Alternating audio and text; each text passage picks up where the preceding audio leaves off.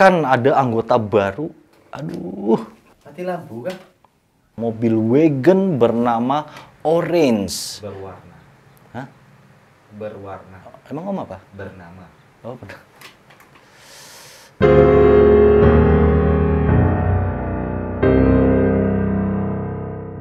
Hello guys, welcome to my channel. Gimana kabar kalian semua, sehat? Sip, mantap. Kali ini guys, gua mau bercerita tentang salah satu pembunuh berantai yang berasal dari Amerika Serikat. Dia dijuluki ya oleh kepolisian Amerika Serikat ini sebagai The Night Stalker. Korbannya cukup banyak, kalau meliputi dari pembunuhan, pemerkosaan, penyerangan, dan melukai gitu ya, itu totalnya itu sampai 30 lebih.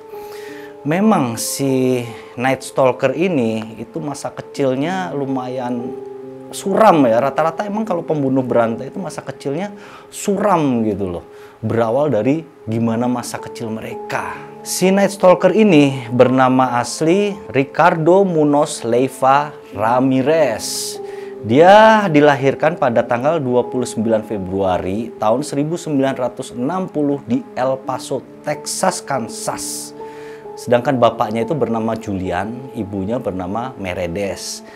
Orang tua dari Ramirez ini adalah para imigran dari Meksiko ya. Mereka menyeberang ke Amerika Serikat dengan harapan untuk mendapatkan kehidupan yang lebih baik. Tapi memang ternyata ujung-ujungnya bapak dari Ramirez ini hanya bekerja sebagai seorang buruh biasa. Memang bapaknya si Ramirez ini memang terkenal orang yang sangat temperamen.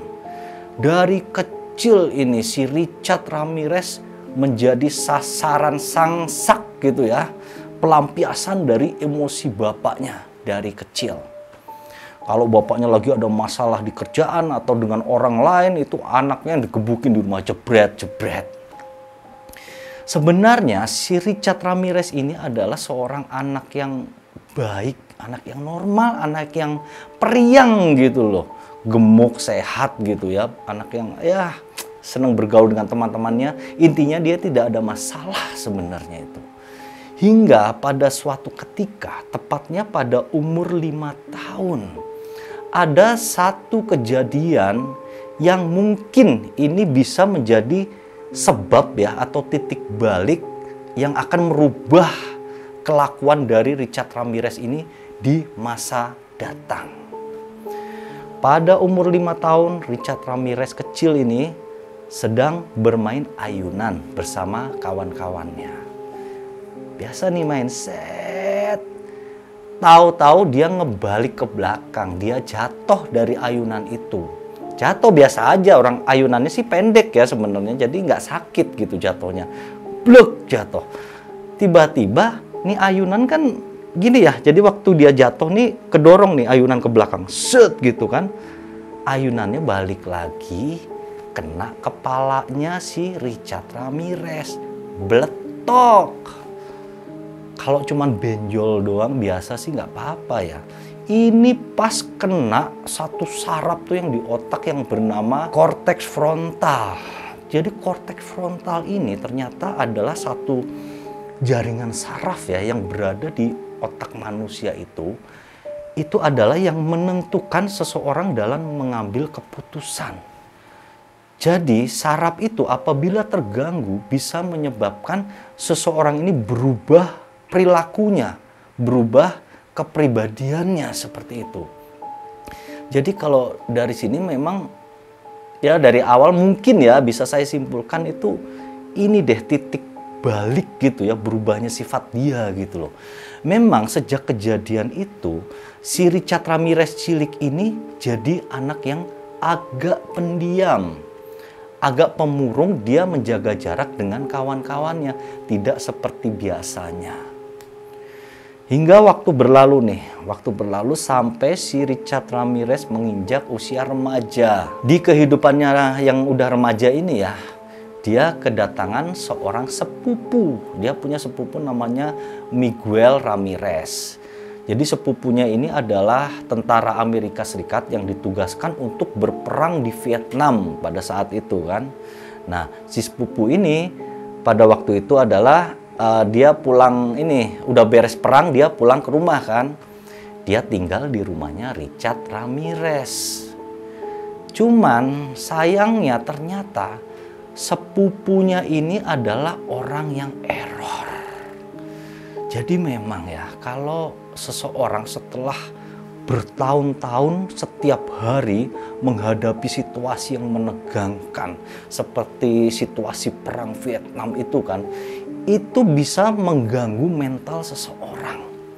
Jadi menurut gua mungkin begitu ya. Jadi si Miguel ini memang orangnya jadi keras, jadi kasar kepada istrinya sendiri, kepada keluarganya sendiri gitu.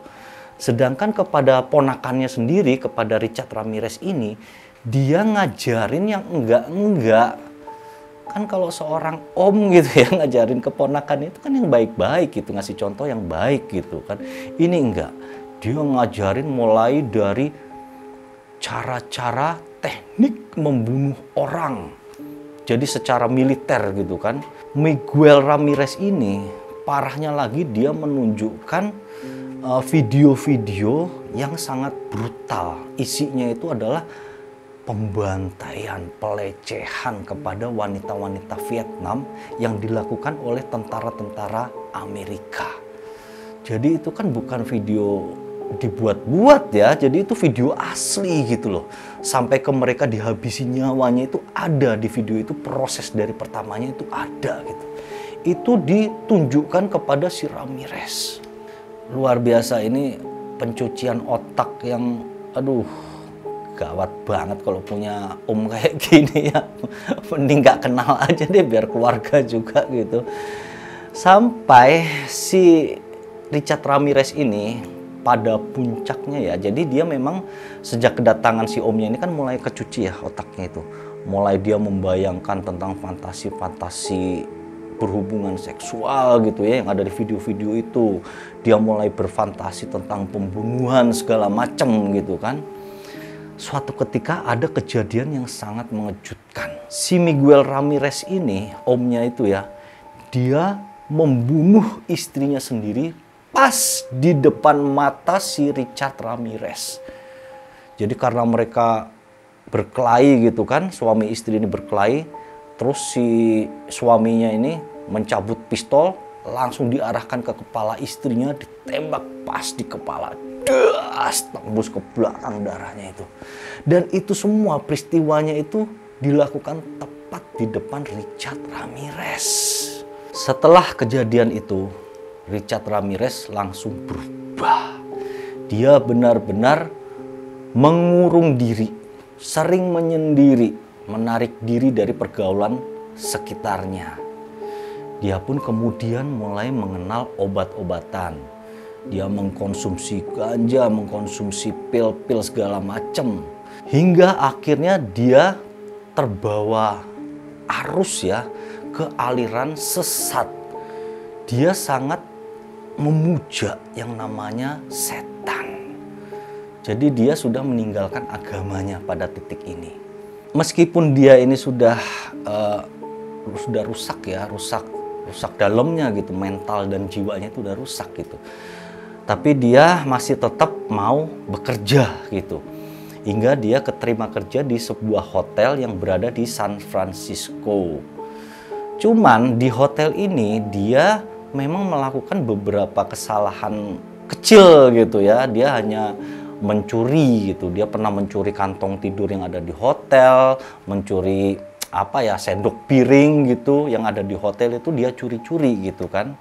Tapi dia telah melakukan satu kesalahan fatal yang membuatnya dipecat. Dia berusaha memperkosa istri dari salah satu tamu hotelnya.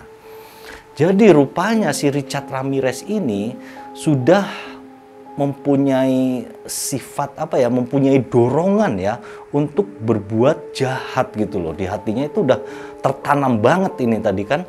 Akibat dari perbuatannya ini kemudian Richard Ramirez pun dipecat langsung pada hari itu juga. Dia angkat kaki dari hotel. Pasca dipecatnya si Richard Ramirez dari hotel, itu sudah memulai atau langkah pertama dari petualangan sadis yang akan dilakukan oleh Richard Ramirez selanjutnya.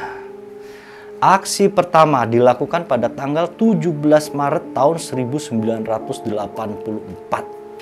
Cara membunuhnya itu sederhana, simple dan nekat. Dia cukup masuk ke rumah orang secara tiba-tiba, masuk aja gitu, masuk. Begitu di dalam dia menemukan penghuninya dua orang, Maria berumur 22 tahun dan Dayle berumur 34 tahun. Pada saat itu tanpa basa-basi langsung diserang mereka sama si Richard Ramirez, kemudian ditembak. Jedor, jedor, dua-duanya pun langsung meninggal. Sesimpel itu pembunuhannya yang pertama. Kemudian setelah itu dia meninggalkan rumah korbannya ini. Begitu pergi dari rumah, di jalan dia ketemu ada seorang laki-laki berkewarganegaraan Asia ya. Itu berada dalam mobil. Udah gitu si Richard Ramirez itu ngelihat kanan kiri keadaan aman, kosong, gak ada orang. Gak pakai mikir apa-apa, langsung ditembak itu orang yang ada di dalam mobil. Dor, langsung mati gitu. Jadi apa ya, udah stres banget ya ini orang. Dia membunuh itu tanpa alasan loh, sama sekali nggak ada alasan. Jadi kejadian pembunuhan 3 orang pada hari yang sama ini itu menggegerkan kota San Francisco. Langsung media kan menyebarkan berita nih di koran, di televisi tentang kejadian itu. Cuman tidak diketahui siapa pelakunya. Mereka menjuluki pembunuhnya ini The Walk-in Killer. Wah, belum apa-apa si Richard Ramirez udah dapat julukan nih, The Walk-in Killer gitu. Lanjut ke pembunuhan berikutnya. Terjadi pada tanggal 27 Maret tahun 1984. Kali ini korbannya adalah seorang yang cukup tua. Dia bernama Zazara, berumur 64 tahun, dan istrinya yang bernama Maxine berumur 44 tahun. Kejadiannya mirip ya. Dia nggak macem-macem, langsung masuk aja ke rumah orang itu. Kemudian begitu sampai dalam langsung ditembak, dar. Meninggal tuh si Zazara sama si Maxine kan. Tapi ini lebih sadis.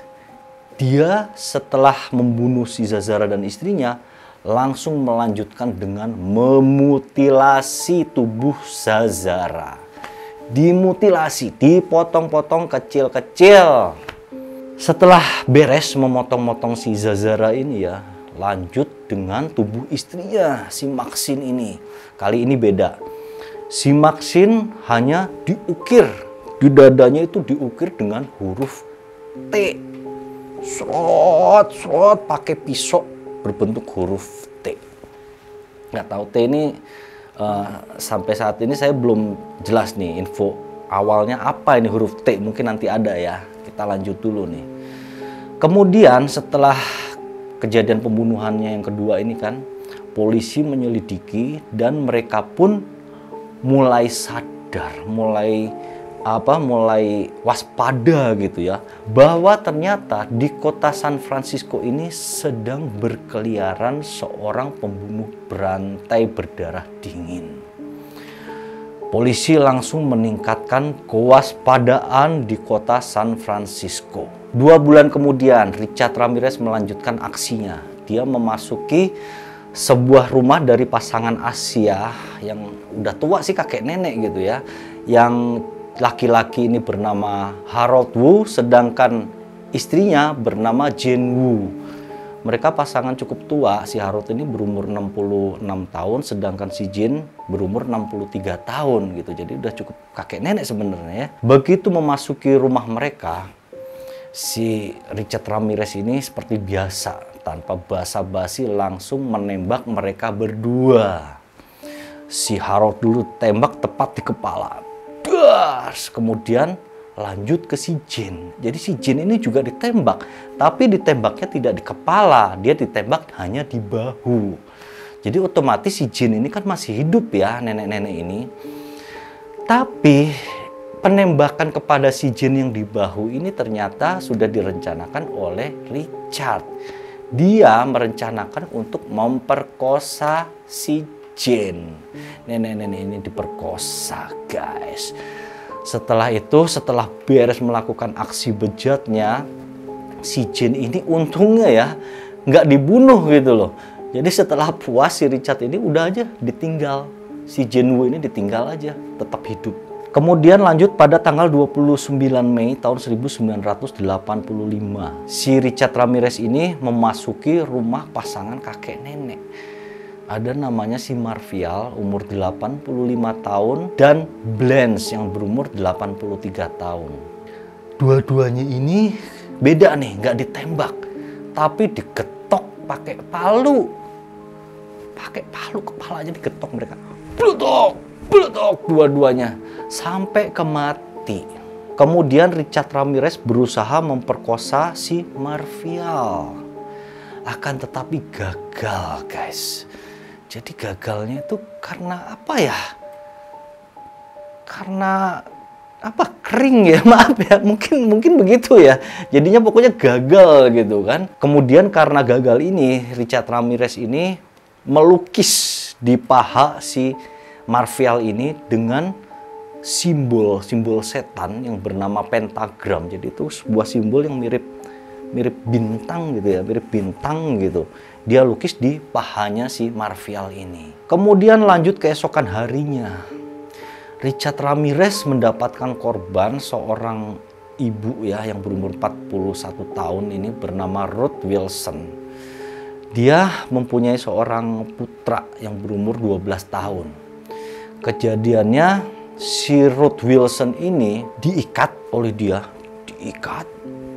tangannya diikat, kakinya diikat, kemudian dijegangin gitu ya, terus diperkosa sama si Richard Ramirez. Kemudian setelah puas ya memperkosa ini, si Richard Ramirez melanjutkan dengan memutilasi tubuh dari si Ruth Wilson. Sedangkan anaknya dikunci di dalam lemari. Hingga setelah beres melakukan pembunuhan itu ya, Richard Ramirez pun meninggalkan rumah Ruth Wilson. Hingga selama kisaran 2 bulan ini, Ramirez telah melakukan pembunuhan sekitar 10 orang. Sampai pada tanggal 24 Agustus tahun 1985, Ramirez pernah melakukan perjalanan menuju selatan dari Los Angeles. Dia melakukan perjalanan sekitar 50 mil ya. Dia menuju ke Mission Viejo. Sesampainya di Mission Viejo ini ya, si Richard Ramirez ini rupanya memburu lagi atau mencari korban-korban selanjutnya. Sampai dia akhirnya menentukan satu korban ini di sebuah apartemen. Dia langsung mendobrak pintu apartemen itu ya. Di situ ada pasangan muda yang bernama Bill Carnes umur 29 tahun dan Ines Erikson umur 27 tahun. Si Bill Carnes ini nasibnya nggak lama ketemu si Richard Ramirez, langsung ditembak kepalanya. Jeder, langsung mati si Bill Carnes. Kemudian lanjut ke Ines Erikson.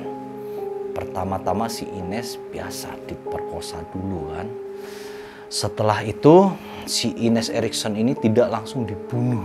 Tapi si Richard Ramirez ini menyuruh atau memaksa si Ines Erikson untuk menjadi anggotanya gitu loh.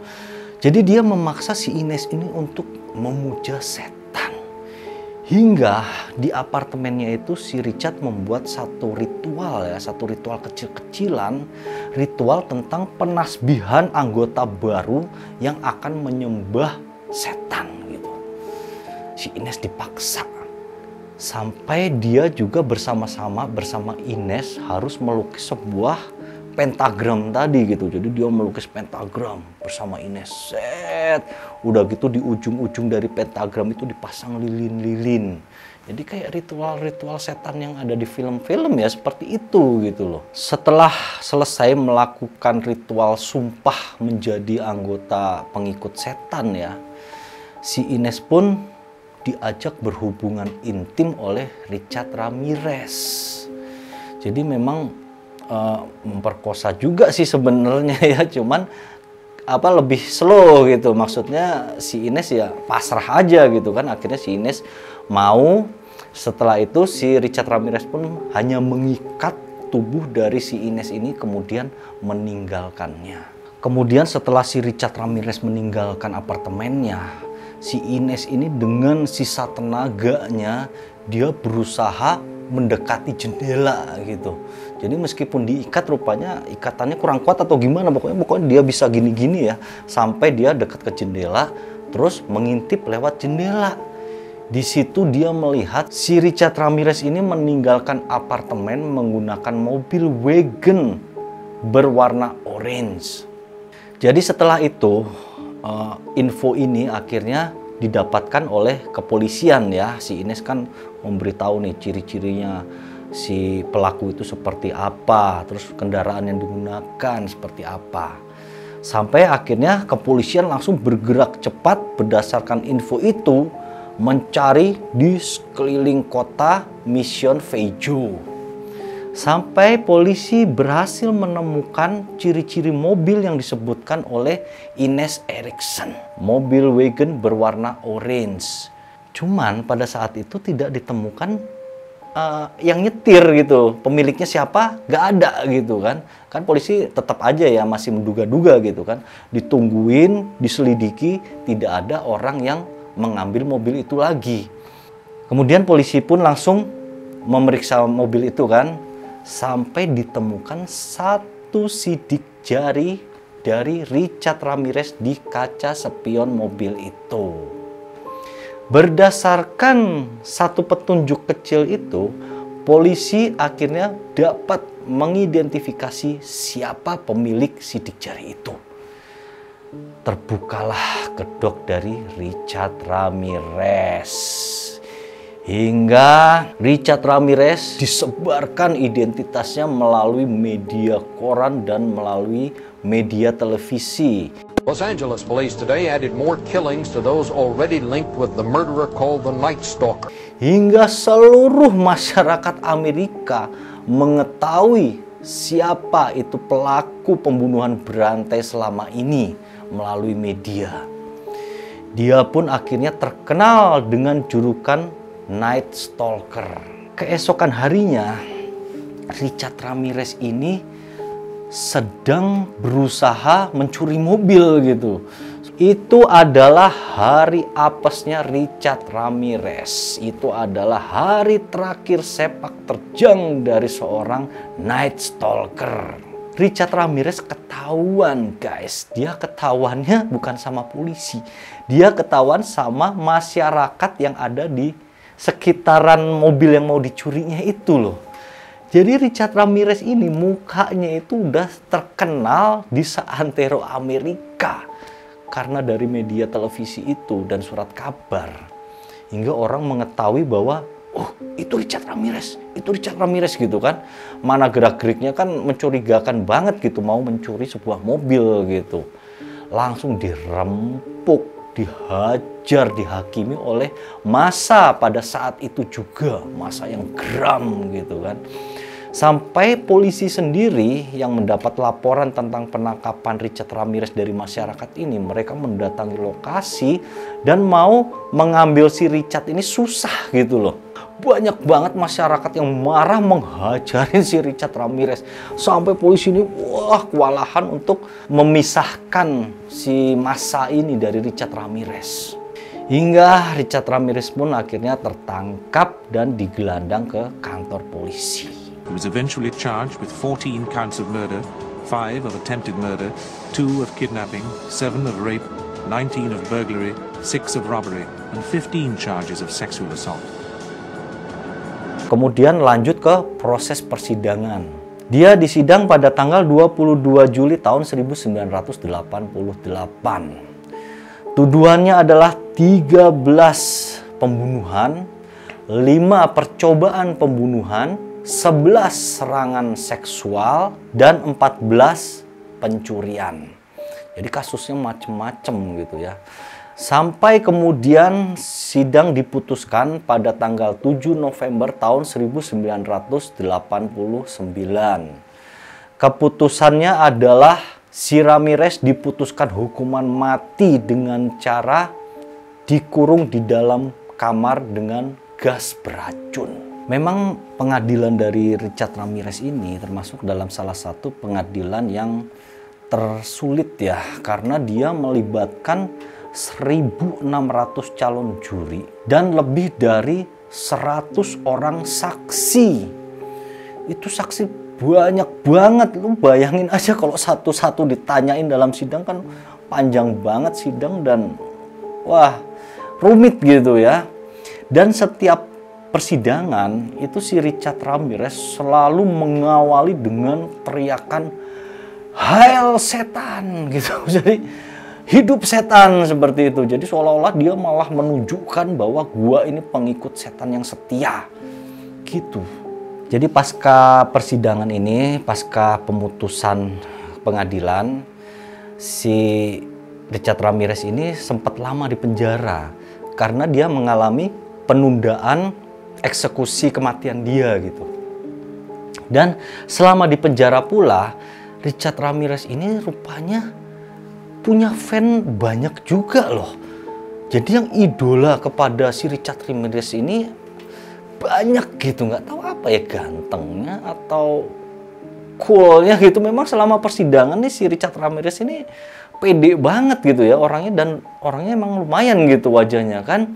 Itu banyak yang kirim surat, banyak yang ingin bertemu. Sampai salah satu juri di pengadilan itu sempat jatuh cinta kepada Richard Ramirez. Sampai ada salah satu fan-nya ya yang bernama Doron Leoy ini, dia itu berhasil menggait hati dari Richard Ramirez. Sampai akhirnya Richard Ramirez dan si Doron ini pun melangsungkan pernikahannya di penjara. Mereka menikah pada tahun 1996. Setelah pernikahan itu memang tidak berlangsung lama gitu ya. Ya kebayang juga sih nggak pugu rumah tangga kayak apa gitu. Mereka pun akhirnya berpisah kembali.